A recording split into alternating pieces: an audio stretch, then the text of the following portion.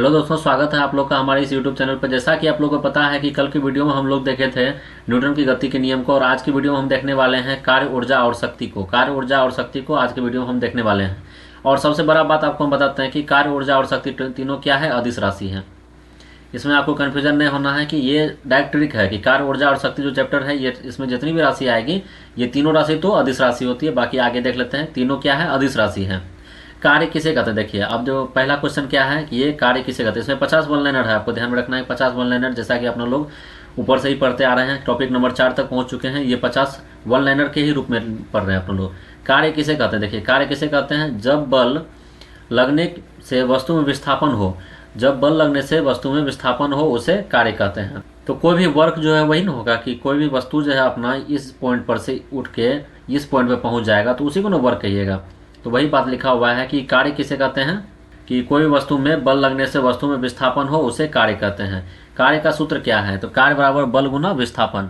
कार्य का सूत्र क्या हो जाएगा, बल गुना विस्थापन हो जाएगा कार्य का सूत्र। कार्य की एसआई मात्रक क्या हो जाएगा, जूल हो जाएगा। कार्य का सूत्र क्या, देखिए इसको ध्यान में रखना होगा कि वर्क बराबर क्या हो जाएगा, बल को क्या देखते हैं, एफ देखते हैं, एफ माने फोर्स, और विस्थापन को एस से सूचित करते हैं, तो W बराबर एफ एस जो है इसका फॉर्मूला हो जाएगा। कार्य की एसआई मात्रक क्या होता है, कार्य का एसआई मात्रक जूल होता है। इसको आपको ध्यान में देना है कि कार्य का एसआई मात्रक जूल होता है, और बल का एसआई मात्रक जो है वो क्या होता है, बल का एसआई मात्रक न्यूटन होता है। और ये जो है विस्थापन तो इसका जो है मीटर प्रति सेकेंड में इसका मात्रक होता है।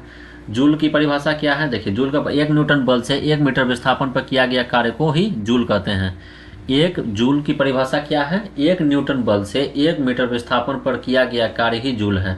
कार्य क्या है, कार्य एक अदिश राशि है, जैसा कि आपको पहले बता दिए कि कार्य, ऊर्जा और शक्ति तीनों क्या है, अदिश राशि है।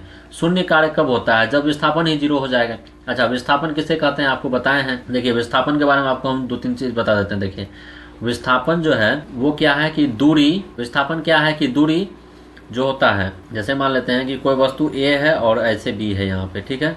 तो यहाँ से यहाँ के बीच की दूरी जो है मान लेते हैं कि 5 किलोमीटर है, ठीक है, 5 किलोमीटर है। लेकिन कोई वो आदमी जो है वो ऐसे भी जा सकता है, जैसे आपको पिछला वीडियो में भी बताया, लेकिन आपको फिर से रिवाइज कर रहे हैं। वो ऐसे भी जा सकता है, इधर से भी जा सकता है, लेकिन विस्थापन ये दूरी हो गया, इसको जो है इधर से जाए चाहे इधर से जाए ये दूरी हो गया। लेकिन विस्थापन किसको कहते हैं कि ए पॉइंट से जो है वो बी पॉइंट तक जो जाएगा उसके बीच की मिनिमम दूरी, मैक्सिमम नहीं, मिनिमम दूरी, जो शॉर्टकट होगा, जो मिनिमम दूरी होगा उसी को विस्थापन कहते हैं, ठीक है। तो विस्थापन आप लोग समझ गए कि विस्थापन किसे कहते हैं। विस्थापन जो है कभी भी दूरी से बड़ा नहीं होगा, क्योंकि दूरी जो है, देखिए दूरी इधर से जाएगा तो दूरी इधर से जा रहा है या इधर से भी जाएगा तो दूरी और विस्थापन कभी बराबर हो सकता है, ठीक है, लेकिन विस्थापन कभी बड़ा नहीं होगा।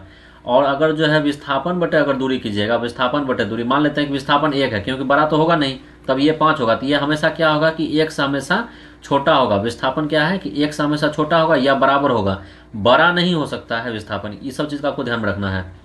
चलिए अगला देखते हैं कि शून्य कार्य कब होता है, जब विस्थापन ही 0 हो तो शून्य कार्य होता है।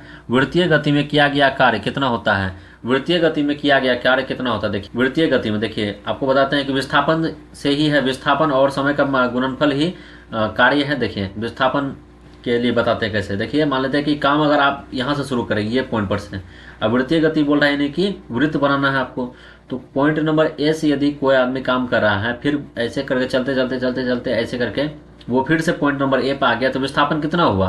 तो विस्थापन के बारे में आपको ऊपर भी बताया कि विस्थापन मतलब क्या हो गया कि जिस पॉइंट से आप स्टार्ट किए हैं और जहां तक आपको पहुंचना है उसके बीच की मिनिमम दूरी। तो यहाँ देखिए यहीं से शुरू किए हैं फिर आप यहीं पहुंच गए, तो ये दोनों के बीच में की दूरी कितना हो जाए, 0 हो जाएगा।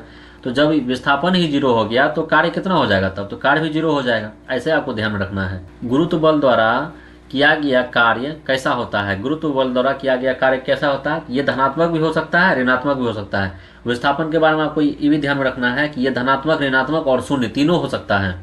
लेकिन गति, ये दूरी जो है दूरी कभी भी आपको निगेटिव नहीं होगा। कार्य धनात्मक कब होता है, जब बल और विस्थापन एक ही दिशा में हो तो कार्य धनात्मक होगा। जब बल और विस्थापन एक ही दिशा में होता है तो क्या होता है, कार्य धनात्मक होता है। तो आपको ये ध्यान में रखना है कि कार्य धनात्मक कब होगा, जब बल और विस्थापन एक ही दिशा में होगा। ऋणात्मक कब होगा, जब विपरीत दिशा में होगा। ऊर्जा किसे कहते हैं, कार्य करने की क्षमता को ऊर्जा कहते हैं। कार्य कितना कर रहा है उसकी क्षमता को ही ऊर्जा कहते हैं। अगला देखिए क्या है, ऊर्जा का ऐसा मात्रक क्या है, जूल है। ये भी आपको ध्यान में रखना है कि कार्य, ऊर्जा और शक्ति में सभी की मात्रक जूल ही होती है। सभी क्या है, अदिश राशि है। ऊर्जा के कितने रूप हैं? तो ऊर्जा के मुख्यतः दो रूप हैं। ऊर्जा को दो रूप कौन कौन से हैं? एक तो है गतिज ऊर्जा और एक तो है स्थितिज ऊर्जा। गतिज ऊर्जा का सूत्र देखिए क्या है, हाफ mv² है गतिज ऊर्जा का सूत्र। गतिज ऊर्जा का सूत्र क्या है? हाफ mv² जो है वो गतिज ऊर्जा का सूत्र है, इसको आपको ध्यान में रखना है। स्थिर वस्तु की गतिज ऊर्जा कितनी होती है? जब वस्तुएं स्थिर है तो उसमें गतिज ऊर्जा होगी थोड़े है, तो वो 0 हो जाएगा। तो स्थिर वस्तु की गतिज ऊर्जा कितनी होती है? वो 0 होती है। स्थितिज ऊर्जा किस पर निर्भर करती है? ऊंचाई पर। स्थितिज ऊर्जा किस पर निर्भर करती है? ऊंचाई। जैसे पहाड़ पर से जो है अगर कुछ गिराया जाए तो इसमें क्या होता है? स्थितिज ऊर्जा होती है। यहाँ पर जब तक रुका हुआ कोई, तो रुका हुआ कैसे है पहाड़ पर? ये कोई चीज़ जो है यहाँ पे कोई बल ऐसा लग रहा है या इधर से कोई खिंचाव हो रहा है जिसके कारण ये रुका हुआ है। जब ये यहाँ से और यहाँ से ये हटेगा तो ये क्या है कि ये नीचे लुढ़कना शुरू हो जाएगा, उसी को स्थितिज ऊर्जा कहता है। अगला देखिए क्या है कि गुरुत्वीय स्थितिज ऊर्जा का सूत्र क्या होता है? mgh। आपको इसको कैसे याद रखना, देखिए ऊपर वाला जो पर है वो गतिज ऊर्जा का सूत्र था, क्या था? हाफ mv² जो है वो गतिज ऊर्जा का सूत्र था। और अभी क्या है कि गुरुत्वीय स्थितिज ऊर्जा का सूत्र क्या हो जाएगा? mgh। और इसको याद कैसे रखना है कि आपको ध्यान में है कि mgh का मसाला आता है, तो आपको ऐसे ध्यान में रखना है कि mgh का मसाला आता है, तो वही mgh आपको याद रखना है। गुरुत्वीय स्थितिज ऊर्जा का सूत्र क्या हो जाएगा? mgh। स्थितिज ऊर्जा किस प्रकार की राशि है? तो आपको तो बतेबे किए कि कार्य, ऊर्जा और शक्ति, ये जो चैप्टर है इसमें सभी जो है क्या होगा? अदिश राशि होगा। ऊर्जा संरक्षण का नियम क्या कहलाता है? देखिए ऊर्जा संरक्षण का नियम ये कहलाता है कि ऊर्जा न तो उत्पन्न हो सकती है या और ना नष्ट हो सकती है। तो एनर्जी जो है न कभी उत्पन्न हो सकती है और ना ही नष्ट हो सकती है। आपको ये ध्यान में रखना है कि ऊर्जा संरक्षण का नियम क्या कहलाता है कि ऊर्जा ना तो उत्पन्न होती है और ना ही नष्ट होती है। ऊर्जा संरक्षण का नियम किसके लिए मान्य है? तो बंद तंत्र के लिए मान्य है, ये सभी के लिए मान्य नहीं है, सिर्फ ऊर्जा संरक्षण का नियम बंद तंत्र के लिए मान्य है। यांत्रिक ऊर्जा किसे कहते हैं? गतिज ऊर्जा प्लस स्थितिज ऊर्जा को ही यांत्रिक ऊर्जा कहते हैं, मैकेनिकल एनर्जी कहते हैं। गतिज ऊर्जा प्लस स्थितिज ऊर्जा दोनों का जो योग होगा उसी को यांत्रिक ऊर्जा कहते हैं। शक्ति किसे कहते हैं? कार्य करने की दर को शक्ति कहते हैं। कार्य करने की दर को क्या कहते हैं? शक्ति कहते हैं। शक्ति का सूत्र क्या होता है? कार्य बटे समय। तो यहाँ देखिए जो भी लाइन में आपको दर आ जाए समझ आइएगा वहां पे समय का बात हो रहा है। शक्ति किसे कहते हैं? कार्य करने की दर। देखिए कार्य, तो कार्य को आपको ऊपर रखना है, ठीक है। कार्य करने की दर का बात आया ना तो आपको समय दे देना है, समझ आना है कि आपको समय का ही बात होगा। तो कार्य बटे दर, तो आप देखिए कार्य का ऐसा ही यूनिट क्या होता है? जूल होता है, तो इसका भी जूल ही होगा। देखिएगा शक्ति का ऐसा ही मात्रक क्या आता है?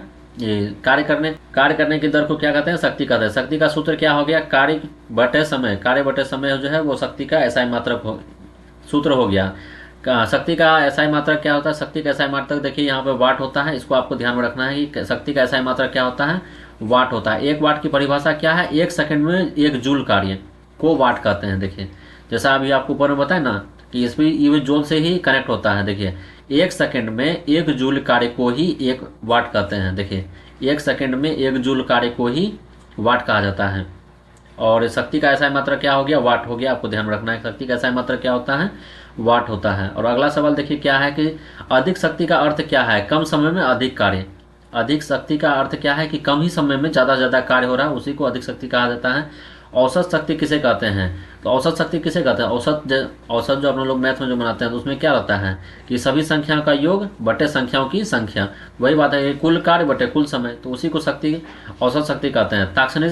ताक्षणिक शक्ति किसे कहते हैं? देखिए ताक्षणिक शक्ति के बारे में पूछ रहा है। किसी क्षण की शक्ति को ताक्षणिक शक्ति कहते हैं। किसी क्षण की शक्ति को ताक्षणिक शक्ति कहते हैं। विद्युतीय ऊर्जा का व्यवहारिक इकाई क्या है? किलोवाट घंटा। विद्युतीय ऊर्जा का व्यवहारिक इकाई क्या हो जाएगा? किलोवाट घंटा। किलोवाट घंटा में तो बिजली का यूनिट उठता है किलोवाट घंटा में। तो KWH जो है वो बिजली का विद्युत ऊर्जा का व्यवहारिक इकाई है किलोवाट घंटा। ये परीक्षा में पूछा हुआ सवाल है, आपको ध्यान रखना है, ये परीक्षा में पूछा हुआ सवाल है।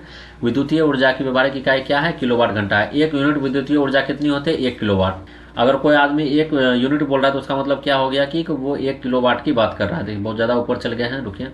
हाँ देखिए 1 किलोवाट के बारे में बता रहा है। 1 यूनिट विद्युतीय ऊर्जा कितनी होती है? 1 किलोवाट होती है। 1 किलोवाट बराबर कितने जूल होते हैं? देखिए 3 पॉइंट, आपको ध्यान में रखना है 3.6 गुना 10⁻6 जूल होता है।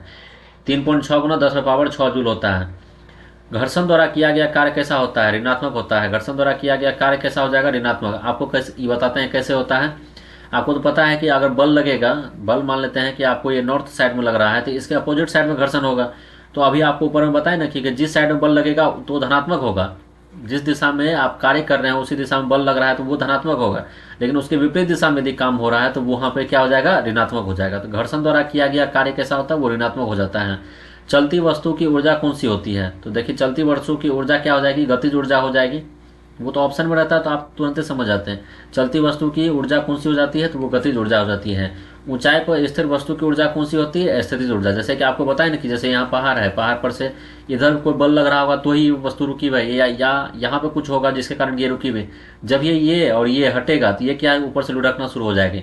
इसका मतलब हो गया कि यहाँ पर स्थितिज ऊर्जा इसके पास है। जैसे स्प्रिंग को दबाने पे, स्प्रिंग मान लेते हैं इतना बड़ा है और उसको दबाने पे स्प्रिंग इतना छोटा हो जाता है। जब इसको छोड़ेंगे तो ये स्थितिज ऊर्जा से किस में बदल जाएगा? गतिज ऊर्जा में बदल जाएगा। बंदूक से चली गोली में कौन सी ऊर्जा होती है? गतिज ऊर्जा होती है। बंदूक से चली गोली में किस में कौन सी ऊर्जा होती है? गतिज ऊर्जा होती है। खींचे हुए धनुष में कौन सी ऊर्जा होती है?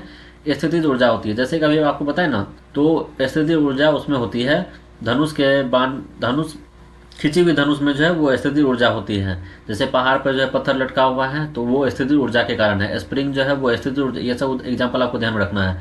गिरती हुई वस्तु की ऊर्जा किस में बदलती है? गतिज ऊर्जा। गिरती हुई वस्तु, अब देखिए कोई वस्तु गिर रही है, पहले स्थितिज ऊर्जा होगी वो, उसके बाद वो वस्तु गिरना चालू हुई तो उसको गतिज ऊर्जा में बदल गई। उछलती गेंद ऊर्जा संरक्षण का उदाहरण है। उछलती गेंद जो है वो ऊर्जा संरक्षण का उदाहरण है। तो हाँ, उछलती हुई गेंद जो है वो ऊर्जा संरक्षण का उदाहरण है। शक्ति अदिश है या सदिश?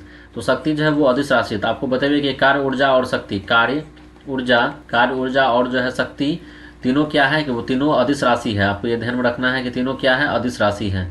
इंजन की क्षमता किसमें मापी जाती है? हॉर्स पावर में, एचपी। आप देखते होंगे कि अगर मोटर भी लेने जाते होंगे तो कितना एचपी का मोटर है ऐसे बात करते हैं। या कोई भी जो बड़ा बड़ा इंजन का सामान होता है वो इसी में मापा जाता है एचपी में, कि कितना एचपी का इंजन का क्षमता है। तो क्षमता, इंजन की क्षमता किसमें मापी जाती है? एचपी में मापी जाती है। अगला देखिए क्या है कि एक हॉर्स पावर कितने वाट होते हैं? 746। ये चीज़ का आपको ध्यान में रखना है कि एक हॉर्स पावर कितने वाट होते हैं? वो 746 होते हैं।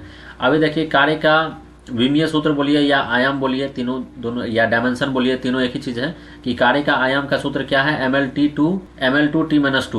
T-2 जो है इसका ये फॉर्मूला है। तो अब देखिए इसको ऐसे बनाते हैं, देखिए आपको बताते हैं कैसे। ML2 यहाँ लिखा हुआ है ना, T-2 का मतलब क्या हो गया कि T जो है वो नीचे में है लिखा हुआ। इसका मतलब ये ना, यही ऊपर जाके माइनस होगा। M किसका होता है? तो M होता है आपको द्रव्यमान का, देखिए द्रव्यमान का होता है।